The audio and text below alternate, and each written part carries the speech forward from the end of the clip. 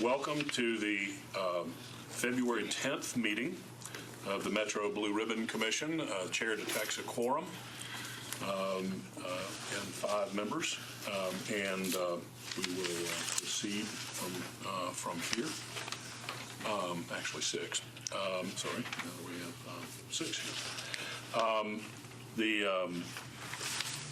Pursuant to provisions of the Metro Code, you can appeal any decision of the Blue Ribbon Commission if we were to make one that meant anything to the Chancery Court of Davidson County for review under a common law writ of certiorari. An appeal can be taken. With that, first we'll ask for approval of the minutes from our last meeting. Second. Any review or comment or change to any of the contents of the minutes? Hearing none. All in favor say aye. Aye. Opposed, like sign. All right. Now to our presentation and discussion. Butch Spearden is the president and CEO of the Nashville Convention and Visitors Corporation, for those of you watching online.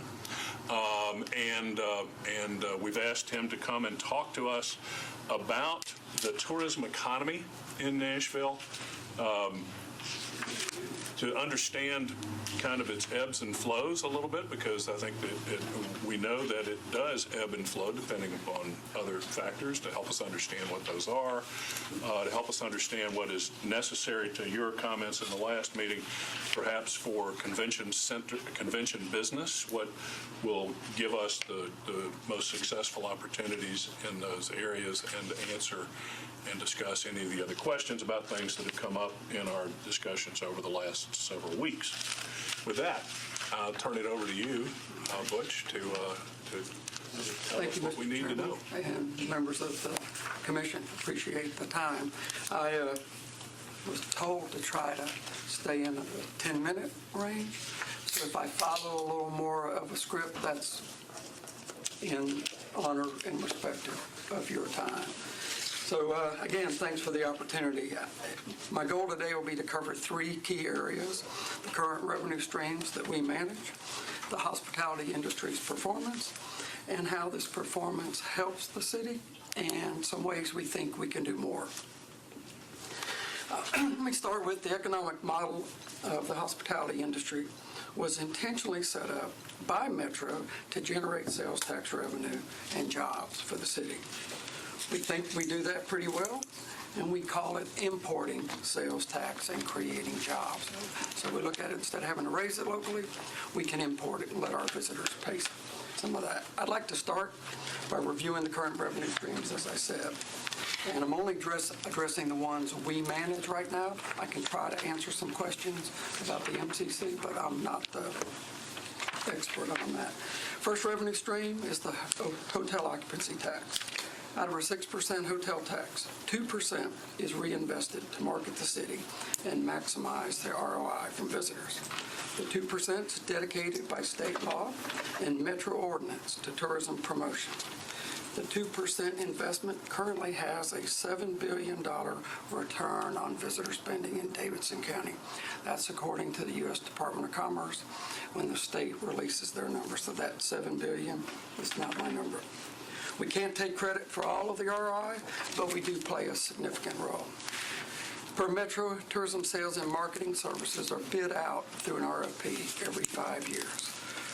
The Convention and Visitors Corporation is a nonprofit organization that bids on this contract. Contracts are reimbursement based. We have to spend the money up front, submit invoices to the city, and wait to be reimbursed. And while the amount budgeted is a projection, we're only able to invoice up to the amount collected. If revenues fall short, like they did after Opryland closed, 9/11, the recession, and the flood, we have to cut that amount, raise additional funds from the private sector, or even in the case of the flood, we had to borrow money to get through that difficult time. Was that because you already had obligations that you had to meet? Just saving some conventions. We didn't have the revenue to keep as much business in town, so we borrowed money because we had to move them from Opryland to downtown. Okay. But we live within our means and have successfully navigated all of that without burdening Metro. The CVC is not guaranteed money and is not a department with Metro. In addition to the 2% occupancy tax, we supplement the budget by an additional $2 to $3 million annually in private revenue to the overall budget. The model protects Metro from any financial exposure, rewards us when we perform well, and penalizes us when we underdeliver. The contract is monitored by the Tourism Commission, and that is appointed by the mayor and approved by the council. We also conduct an independent audit annually. Obviously, that is outsourced. We don't literally conduct it. And it's submitted to Metro Finance and copied to the Metro Council. It's no secret we performed pretty well over the last 9 years. I really say over the last 20 years, but last 9 years specifically have been incredible in terms of performance. The success has caused our budget to grow, has also greatly increased revenue to the city with occupancy tax, sales tax, and even property tax values. While performing well, this growth has actually put more pressure and responsibility on us. I'll give you an example. There are 33,000 hotel rooms in Nashville today. Our job is to fill all of them. While we're at one of the highest occupancy rates in the country, at around 75%, we're not full, and there are 5,000 more rooms under construction today. We have to absorb the surplus, or we risk lower occupancy, which would drive lower hotel rates, which would ultimately drive lower sales tax collections. So it's incumbent upon us to keep that level at 75% or higher. Outside of Opryland, the MCC, and a few attractions, we're really the only entity that is spending money to market and sell the city globally. The attractions don't have the budget to go out and tell people to come. They have the opportunity to tell people to come in their door when they're in town, but not to get here. The marketing is critical to thousands of local businesses all around the county who depend on visitors, and we employ over 70,000 people. The zoo is a perfect example of the marketing impact. They're doing an incredible job, just absolutely unbelievable. And they just announced a record year of attendance at 1.2 million. 49% of that 1.2 million were visitors. Our growth is even impacting the zoo. They would not have the record year. They would not have the growth without the visitor industry behind them. Second revenue stream we manage is the Event Marketing Fund. The Event Fund was created to save the city money and ease the burden of government. Metro used to significantly fund large events like CMA and July 4th from the general fund. Over the years, as budgets became tight, it became understandably difficult to fund these events with other key priorities like education, public safety, roads. The event funding began getting cut. For example, under Mayor Purcell, we were asked to take over July 4th, and actually at that point, take it over and make it good. When the CMA was looking at moving to another city, the city initially offered them $1 million a year to stay here. After a few years, the city couldn't continue to fund that $1 million a year. From Colin Reed, our organization, and the Hospitality Association, we assessed the situation, looked at these large visitor-generating events as critical to our strategy and our success, and our ability to grow tax revenues and gain national exposure for the city. It was no longer reasonable to expect Metro to fund these events. We came up with a model to create a new funding source separate from the general fund that would support these events and, again, relieve Metro of that burden. We passed legislation at the state and Metro levels to create the Event Marketing Fund. It adds an additional 50 cents per hotel room per night. The EMF, as we call it, is managed by a committee that is appointed by the mayor. We administer the fund, but we don't make the decisions. It's been in existence for 12 years, and the model has been successful. It's safe to say that without the event fund, New Year's Eve wouldn't exist. The CMA may have chosen another city, and July 4th would have remained a small local event. We also would not have been able to recruit world-class events like the Women's Final Four, the NHL All-Star Game, and the NFL Draft. As an example, just this past year, CMA, July 4th, NFL Draft, and New Year's Eve each had record-breaking events and collectively brought in $238 million in direct spending and 242,000 room nights sold for Nashville. The event fund has taken a huge burden off Metro, and Metro reaps the rewards in terms of tax revenue and putting a spotlight on our city. The third revenue stream is the business development fee. Virtually every city in the country has some kind of incentive mechanism to offset or lure conventions. In the past, Nashville offered this in the form of hotel room rebates. So we would add $5, $10, $15, or $20 per room per night with the permission of the client, and that money would go back to the client to either offset rent or offset transportation costs. If you really remember, I mean, some of you heard me say we don't have enough rooms. We might have a convention that was using 20 hotels. Today, they're probably only using 10, but they were spread out, and we were at a disadvantage with shuttles and buses, transportation costs, in addition to rent. Our marketing was working, and so was the convention center, and that led to increased demand and higher hotel rates.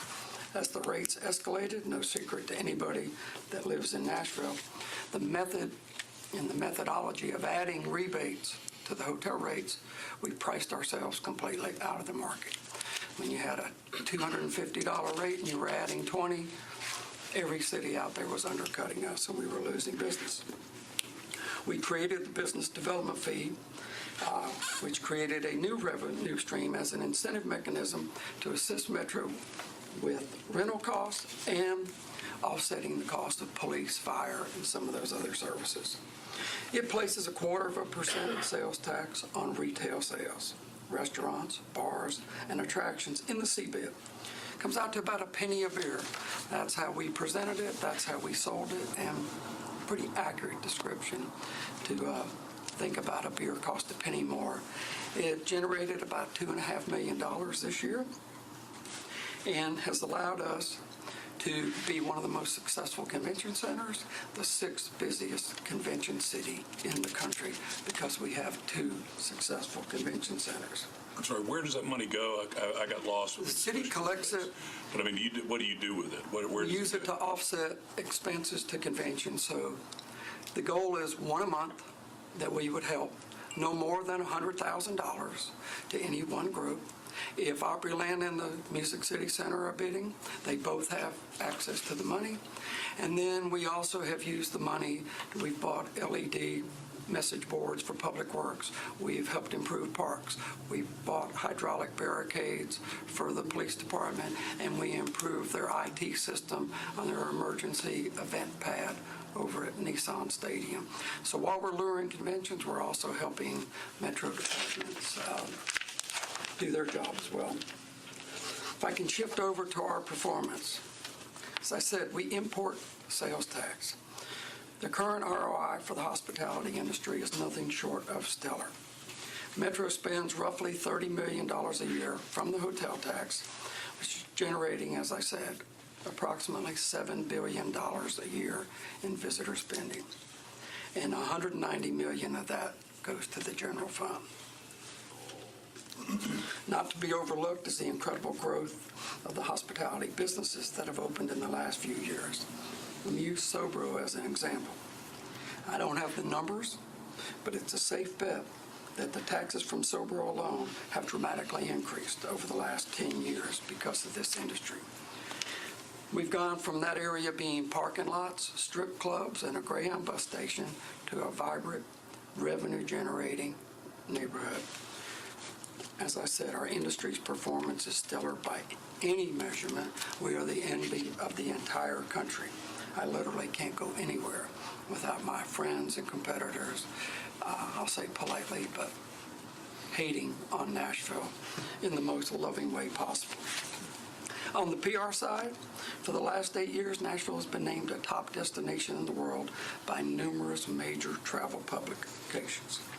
In fact, we are the only U.S. city to be listed on all 3 of these publications, Condé Nast, Forbes, and the UK's daily newspaper, The Sun, as one of the top 20 destinations in the world for 2020. Let me repeat that.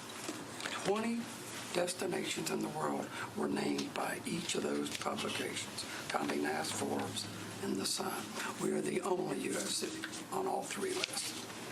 By the numbers, in the last decade, Nashville has outperformed the U.S. average in all hospitality measurement categories. We stopped last year and looked from 2009 to 2019. The entire country is doing well. So for us to say we were doing well needed a comparison, needed a platform. And we were double or triple the U.S. average in every major category in terms of year-over-year growth. And for perspective, Davidson County is producing 1/3 of all the visitor spending in the entire state. That's one county out of 95 that is producing 1/3 of the revenue that Tennessee collects. When we talk about sometimes Nashville doesn't get its share from the state, there's no better example than that visual right there. A few other ways to look at it from the data provided by STR, the Department of Commerce, and the State Office of Revenue. Each visitor to Nashville contributes about $5 per day to Metro's general fund. And visitor spending in Davidson County saves residents roughly $1,900 a year in property taxes. Our Music City brand is at the heart of the success, and it is our most important asset. While it's wildly successful, it's also extremely fragile. Some of you all have heard me say, we don't have a major demand generator. We don't have a beach. We don't have gaming. We don't have a theme park. We don't have huge business travel. We don't have any of the assets that every other major destination has that is successful. Yet great music. I'm sorry. Well, people would not consider that as an asset. We've made it work for us. We put all our eggs in the music basket and made it pay off. But that makes it pretty fragile because it's not a tangible, it's not Vegas, it's not Orlando, it's not Miami. I would argue that it's way more fragile than what they all have. The industry decided decades ago, to your point, to collaborate, to rally around the brand and deliver on our brand promise based on music and creativity. It's working.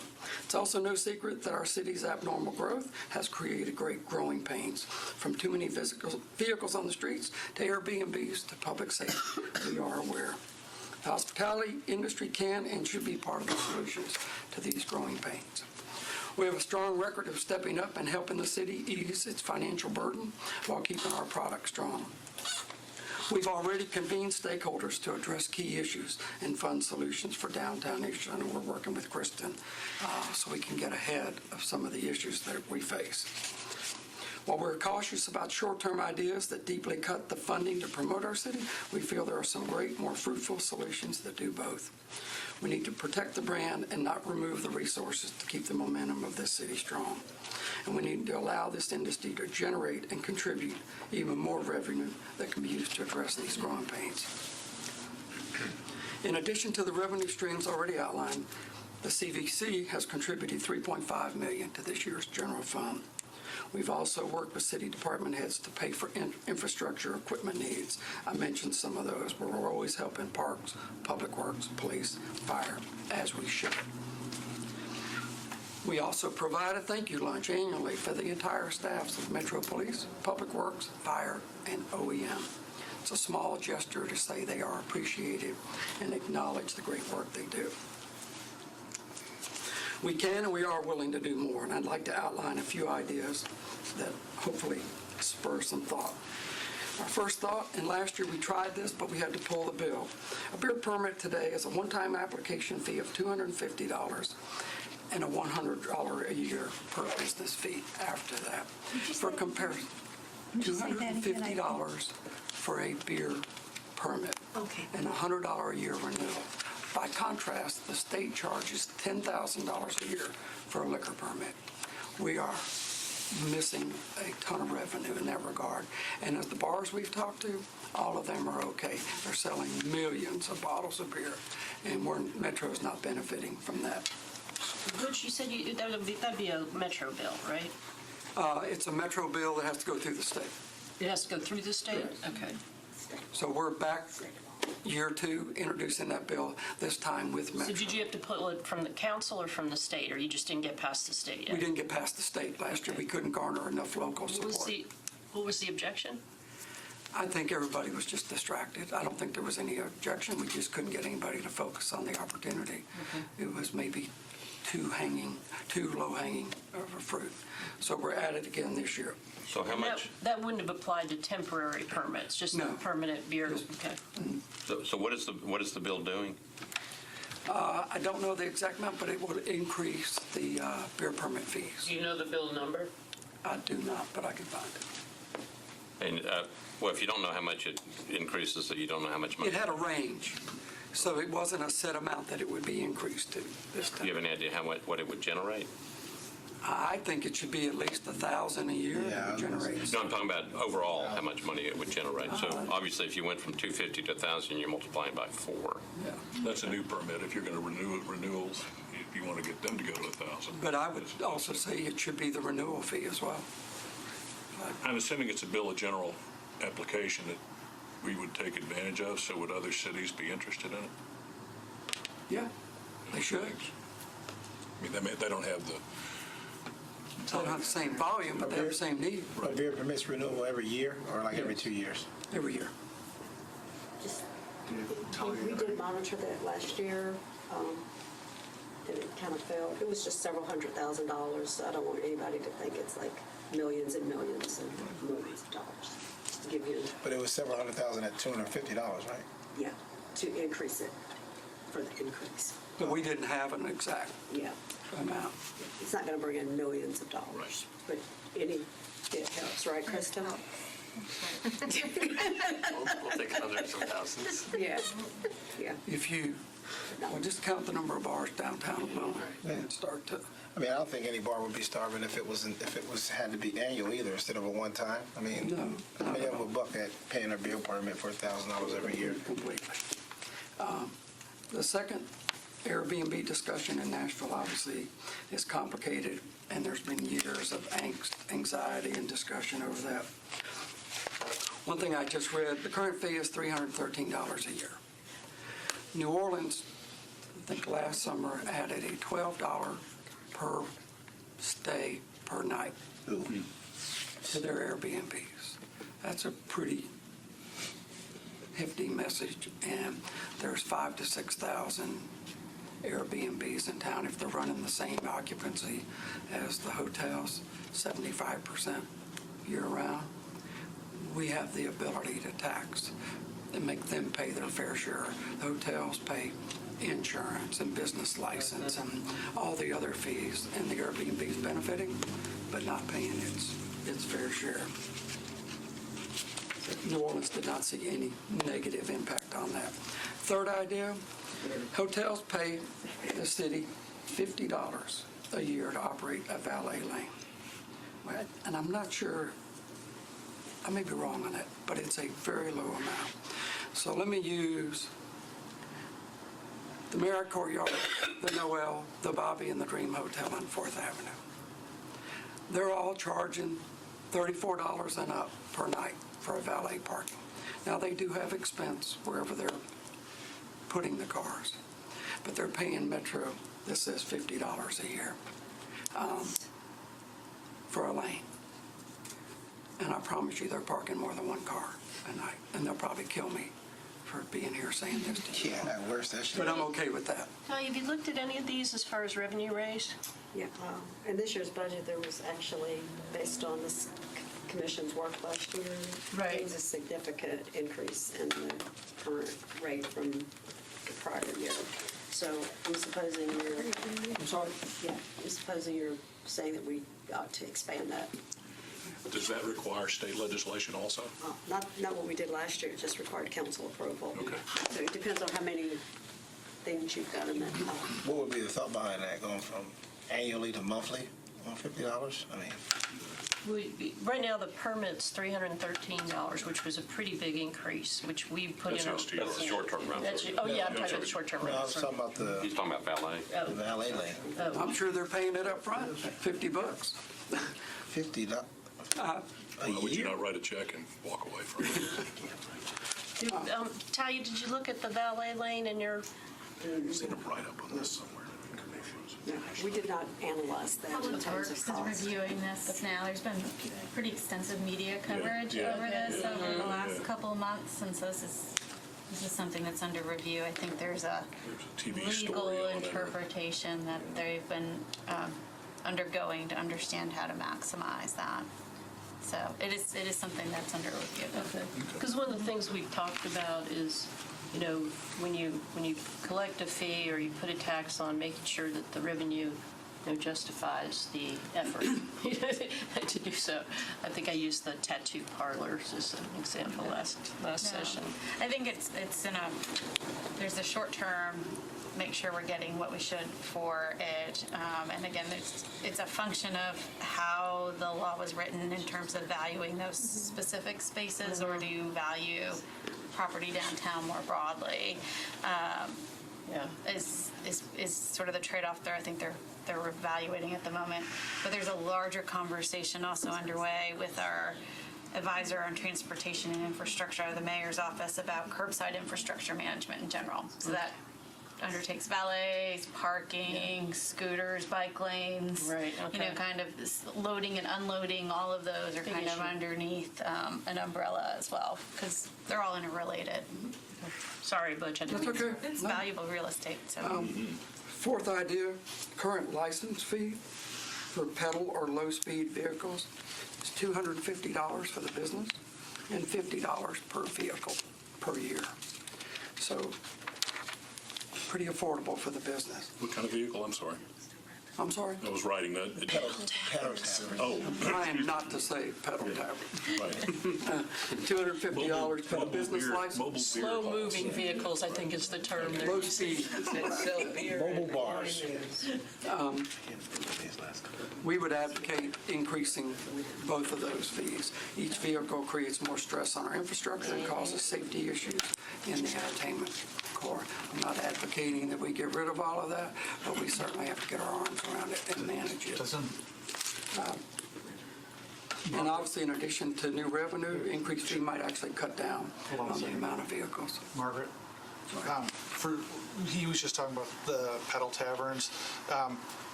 In order to, we can't charge them for disrupting traffic, right? We can only set the fee at under state law for what it costs us to process the fee. That's correct.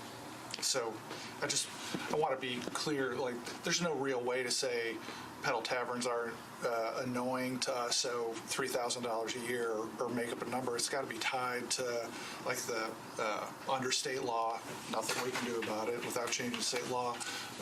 The fees have to be tied to the actual cost of processing. Why does a fee have to be tied to state law? Because we're not allowed to profit under state law off of things like this. We're allowed to charge for processing. It's Actual cost. But so all we can charge for is actually processing that permit, not all the other costs the city incurs because of It's that? cost You recovery. can in order to charge a fee for something, it has to be related to the government's administrative cost to administer that service for whatever that fee is related to. If you want to try to generate revenues off of a particular activity, then you would need to go to the state and ask for some sort of privilege tax.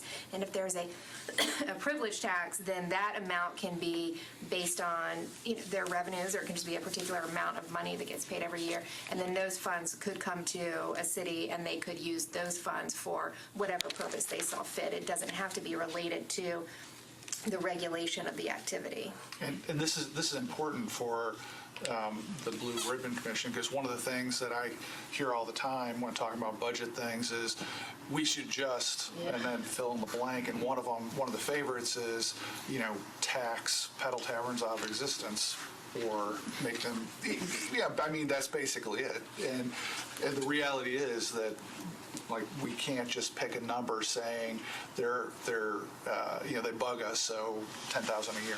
Well, not necessarily the bugging us, but there are expenses related to the. Not I mean, you talk expenses. about regulating. Not that are recoverable under state law. But isn't there, what about the initial fee? What was the initial fee? $250. It's the same deal. right, Margaret? $250 each. And that's Same it's a deal? permit fee, and that permit fee has to be related to the administration of the permit process, or somehow related to the regulation of that activity. And so presumably, and I can't speak for what has actually happened, but presumably somebody did some sort of evaluation of how much money was spent, and then it would be spent on administering those fees, and then set that fee amount at something that would cover those expenses. For example, when we raised the short-term rental, the council raised short-term rental one last year due to a recommendation, I think, from this group. A study was done to tie it to actual cost, and that's where the number came from, because it was sort of an oddball number, and it was what was validated by the study that was done. $313 doesn't just roll off the tongue. Just to add to that, But what all can be included in that regulating the activities? all of those costs that you're thinking about are So it's included just the in those rate paperwork, structures. it's not the extra police or anything else? It includes all of that. It includes all of that. They do look at the structure and operations and what I would call indirect kind of cost allocations for administrative overhead, and there is an allowance for that in most rate structures before they come to the Metro Council, because we do want to recover the full cost and not just the immediate cost of somebody taking care of the transaction. So yes, that should be evaluated and considered. And it was in the one that Councilmember Mendez mentioned. If you go the privilege tax route, then you then have to deal with the state lobbying communities that would come together to have an opinion about any legislation that was proposed like that, one would assume. Right? And I don't mean to No. pretend or think all of this is easy, but there are logical arguments to be made, and we're willing to help carry the message at the state level as well. On the pedal taverns and the other slow-moving vehicles, I think there's a great reason to think that our tourism zone ought to have different rules than anywhere else in the state. But importantly, for people who are watching, who thinking about the money component of running a city, there's no magic amount of money from, I mean, every idea we've talked about so far adds up to barely a handful of millions of dollars.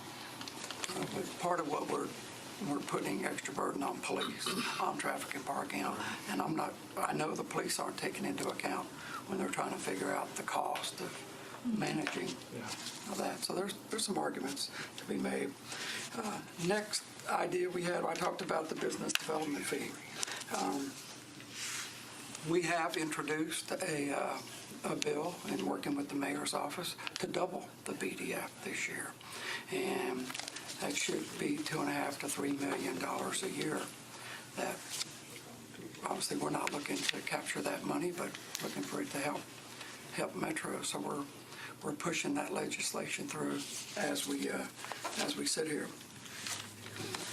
We also think that if we were left untethered, we think we could commit $2.5 to $3 million a year from our revenue streams to Metro and still be able to do our job and be prepared for whatever comes at us, if it's more hotel rooms or recession or coronavirus. We have to be prepared for anything and everything. So that raises the question. I'm sorry. You go ahead. Are you done with the presentation? I'm sorry. If you're not, that's fine. No, Let's keep going. You mentioned things that can affect the flow of tourists, the visitors that we get. We have had times where we didn't have as you mentioned, the flood, the recession, the closing of the theme park, or whatever else other event it was. So you have those things that are kind of event-based. Do you wear out as a tourism destination? In other words, do people say, well, I've been to Nashville 3 times now, and so I'm going to go to someplace else? You always run the risk of being tired. I think the way we do events, and certainly the benefit of music, as it has worked, as long as there are new songs and new artists, we have some opportunity to keep it fresh. But we worry about it every day, which is why we look to things like the NFL Draft and World Cup, and how can we elevate the profile and the impact from those type of events. We've just recently booked U.S. figure skating, different audience, different time of year, national TV. So the answer is yes, we worry about it, but we also spend a lot of time staying ahead of it. So you have those events like that you talked about that bring in maybe a different group of people or additional people. Do they come back? Our typical visitor returns 5 times, which is very unusual in the scheme of competitive destinations. So every 3 or 4 years, we do a visitor profile study. So we take all year, every season, all over the city and look at who the visitor is, what they're doing, why they're coming, and are they repeat. The new first-time visitor has grown, but on average, our repeat visitor is close to 5. That's 5 times, and then they move here, right? Well, we try to keep them from moving, but it feels that way, yeah. And if the marriage didn't work out, we'd get another bachelorette party. Anyway, I'm sorry. We don't recruit bachelorette parties or pedal towers. Let me go on record. That's like number 1, right? Number 2. Can you tell me how many, we had talked about this, that typical visitor, where are they coming from? International travelers? Is there any way to determine the distinction? Yeah, there is. It's because we don't have a gateway airport, really. It's a little harder on the international. But our international visitation is about 10% of the 16 million visitors. And we subscribe to a number of research offerings that help us track that number down. And do you know where they're coming from? UK's, well, outside of Canada, UK is the number 1 market. So Canada would be first, UK second, Germany third, and we do real well out of Australia. Canadians love country music for some reason. Butch, you did a good job of describing the different types of visitor, leisure, business. Can you, the 10 million or so rooms we sell every year, how do you break down those visitor groups? People are here on their own for fun. We're about Business traveler. 40% conventions. How much? 40, 40% convention? give or take. Don't call me a liar. And that's for a point or both two. conventions together? Both Okay. Opryland and downtown. So All right. 40% conventions, 32% leisure, and 28% business travel. Okay. So we can Bachelorette influence. parties has got to be up there. I mean, come on. What's that? Bachelorette would be parties has got to be Well, they're in the leisure. What is the Bachelorette the parties will be bachelorette in party? the whole How much category. business travel? I'm sorry. 28%. Yeah, I would think bachelorette party should have its own category. Okay, and you said that the CVC is a not-for-profit. Does it matter what the corporate structure is? Maybe not, but we're incorporated as a not-for-profit corporation. Okay. So we're not in the Do business. we have any rules that demand that it be a nonprofit? I'm just curious. No? Okay. Not to my knowledge. So is the NFL, right? Yeah. Well, the NFL just turned into a for-profit. Oh, did they? But once they got to 50 billion, I figured they thought it was best to pay some taxes and get out of that. So how are other cities structured, similarly structured? Most are very similar in terms of the hotel tax revenue as the primary. And the entity doing it is an entity that's Yes. essentially a They may be, some are city departments, but very, very few. Some are part of a chamber, that's a dying breed, and most are set up similar to we are. Probably the biggest difference in us and our others is the number of events that we actually produce. So we're July 4th, New Year's Eve, even getting in deep with the draft, the Music City Walk of Fame. Most of my competitors just do sales and marketing and aren't, but we were desperate and we had to be creative in terms of propping ourselves up while we got this head of steam that we now have. Go ahead if you have something else. I have just two other questions kind of related to the growth of the tourism economy, and that's we now have an international flight nonstop to the UK, which I appreciate, but what other efforts or thoughts are going into making that airport more attractive to international visitors? And actually, the hardest places to get through from Nashville are the Northeast and the Northwest. And that's not, I know that because I'm executive platinum on American Airlines, but is there any, and I'm curious why Charlotte is a hub still. That's what I'm getting at. Are there any thoughts, do you have any thoughts on that? Well, first I have to give the airport a lot of props and credit. Oh, yeah. We are outside of any... That wasn't a complaint about the airport. But outside of the hub airports, Yeah. we're probably the fastest growing airport. Okay. And we are joined at the hip. We talk regularly, what markets, where's the demand, where's the need, what kind of service. And so we've been working jointly on that. We're also working internationally in terms of a second international flight. It takes the airline industry 2 years for them to consider a flight mature. So the BA flight will be mature in May. It has outperformed anybody's expectations, especially BA's.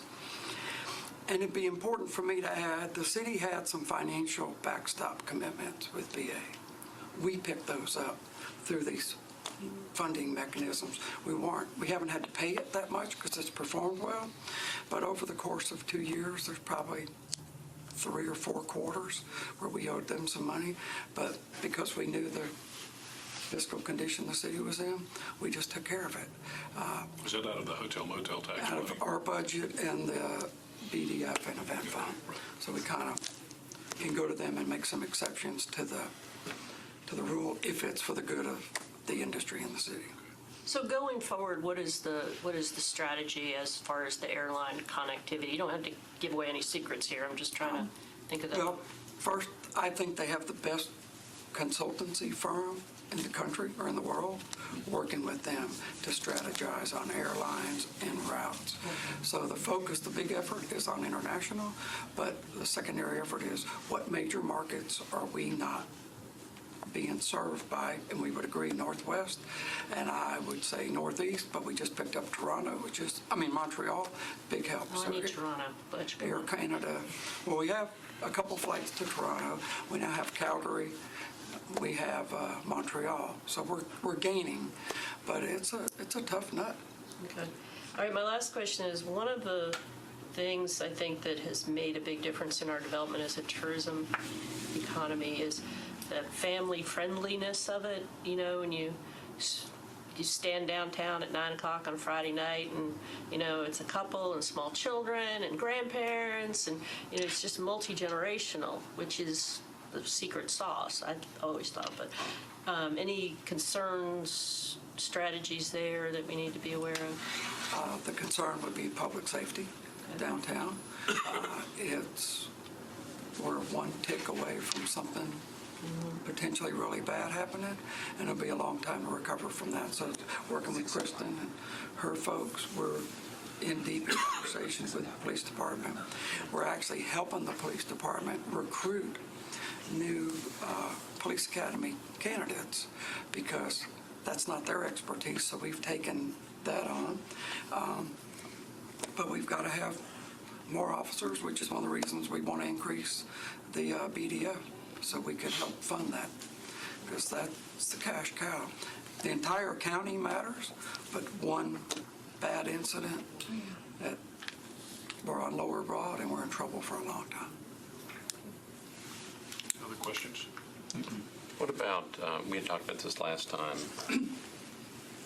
how do you deal with potential downturn in the economy? The what? Downturn in the economy. What Discretionary income goes The, like it did 10 years ago. Sad to say, because of 9/11, theme park closing, the Great Recession and the flood, we have some experience. So we have the good fortune geographically of being strategically positioned. And while we obviously would make budget cuts, but we'd go from a national or international marketing effort to a 250 to 300 mile marketing effort.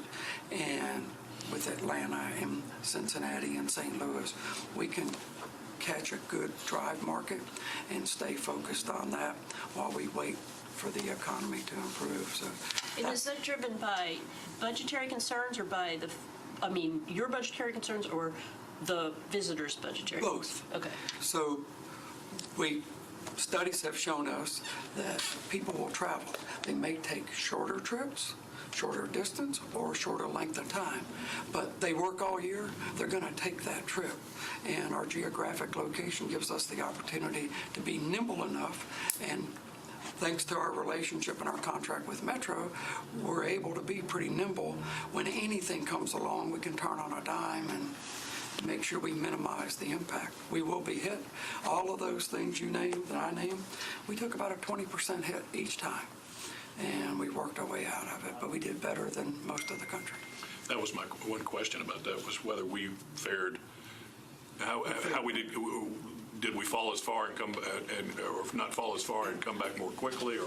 We didn't fall as far, and we came back quicker, which is fairly typical of Nashville, but it works well for us for those reasons that I just cited, where, got a nice population catchment area in a short drive distance. One of the things that we discussed at our last meeting, Chair Mendez brought up, was the sizing of the convention center. It's kind of landlocked, I guess. I don't know really what necessarily even could be considered, but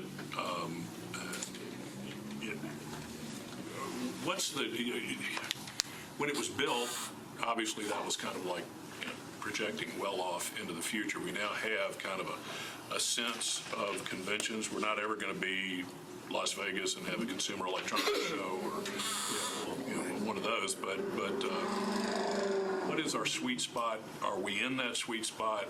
What are the deficits or strengths that On the exhibit hall, we had recommended a 400,000 square foot hall. We ended up at 350. So it's a little smaller than what the target was based on the data, but I think it's okay. We're a little disproportionate on the number of breakout rooms. They stay booked all the time, and I think we have 60. So it's got to be addressed in some form or fashion. We're not the desperate. hotels surrounding it don't make up the breakout rooms? I guess maybe that doesn't Unfortunately, work that way. most of the hotels have not added meeting space. Oh. I had a meeting with the new Embassy Suites under construction. Right. So it's 2 hotels under one roof, 2 different managements, and they share a very small amount of meeting space. So it's 700 rooms with a 10,000 square foot ballroom. So they just consider it non-productive space, I guess. Come on. They're renting rooms on the back of the center. Right. Too many Pull that hotels. chair out of the middle there if you would, and then we'll slide Gracie in over. Here, Gracie. Come, Miss Gracie.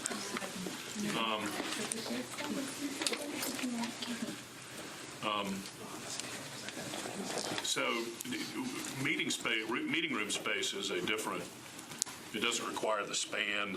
Not as much. I mean, it can go vertical. I mean, is that a feasible thing to do? Yeah, I think it is. I mean, even though I'd say they did expansion, they enclosed outdoor areas that weren't getting used. So we had this great thought, look, these plazas that'll be attractive, nobody was using them. So now they're either pre-function space or retail space, and that has proven to work. So yeah, I think it's feasible and doable, but I also know they should do a full-on study. They are doing one, right? They're doing a strategic. Been told they're going to. I don't know if the RFP's gone out or not. But we're at a good place for attracting conventions. In other words, in terms of We're at a great place. We are kind of at capacity. The bigger concern comes with those 5,000 new rooms coming online. So we'll go from 33 to 38,000 rooms in Davidson County, which probably puts us in the top 15 hotel markets. And I think we're going to land around 40,000 by the time Fort slows down. That's a lot of additional space to fill. It scares me. So it's got to drive unit price down, and it's got to. There's a point where unit Where price is the coming point at which down, you're over the we arc? can drive more demand when that price drops. But when that price drops too far, Right. Then we get into that rate war, then we're in. It's a So bad story. does that happen? Yes. Mhm. We felt it a bit in the late 90s. We were I think the largest limited service supply growth city in the country at one point. And so we were getting the Hampton Inns and the Motel 6s, and they don't bring meeting space, they don't bring sales teams, they don't bring marketing budgets. They just siphon off the top, and we felt it significantly. That's not the nature of these new rooms. Not most of them are full service and better located and better product. And the good news about most of what's being built is it is adding to what was missing from boutique hotels to a high-end like a Four Seasons or Virgin or W. We kind of were right in the middle of everything, and now we've got a nice mix, which we were overdue. What's the average cost of a hotel room? You'd call me a liar, but it's around $180 a night. It seems higher, but remember, there's 33,000 rooms all over the county. So some of them are still going for $50 a night out there. And Some are going for 50 and some are going for 300. I'm not going there. But the average is right at 180. But how much is the average tax bill then on top of that? Roughly 19% if you take the $2, the 50 cent, and the taxes. It comes out to equivalent of about 19%. So we're second or third highest in the Does that country. stand up to other cities? I'm sorry? Other cities, how does that stand? Yeah, we're at the very high end competitively, which is why we went to the BDF model, because there wasn't room to put anything else on the hotels. They're paying the liquor license, they're paying the beer license, they're paying the business license, they're paying the sales tax, they're paying the hotel tax, they're paying the property tax.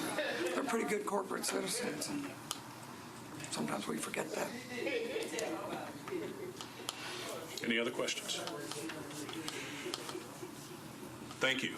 Thank y'all. Thank you. Appreciate This is a coming good in. discussion. I think it was very helpful to what we want to do. We've got 5 minutes. Do you want me to mention? Yes. Okay. All right. So coming up. At the Coming next- attractions. Coming attractions. So next week, 2 weeks.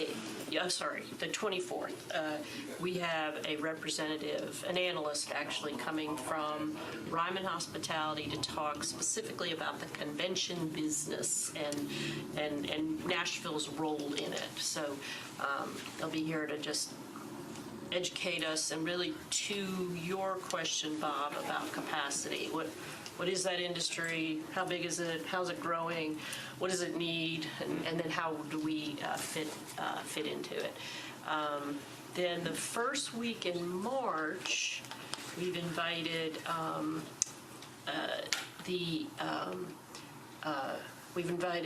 some bankers. UBS has 1,300 employees here, and I'm working on another one, but invited them to come and talk about what other cities have done as far as restructuring their convention center debt and finances. This is apparently not a unique situation we find ourselves in. That'll be the first one that I'm not here.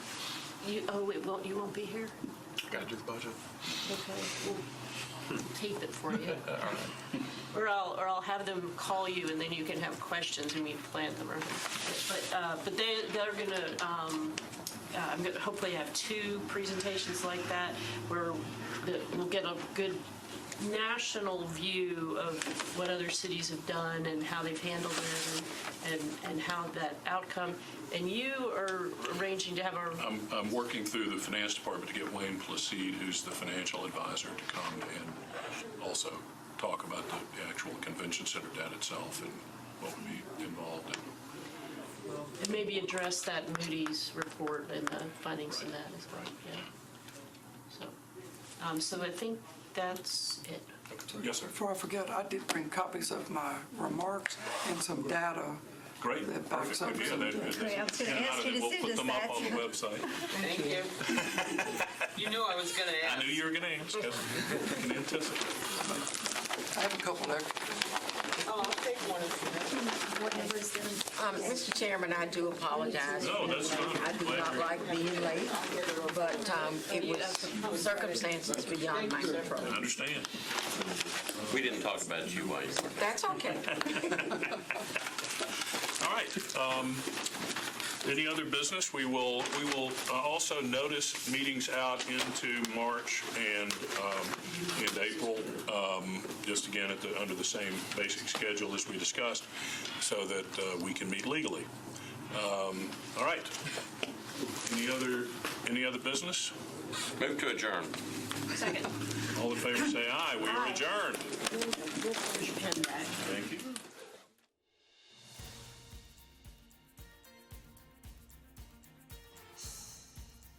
This has been a service of the Metro Nashville Network.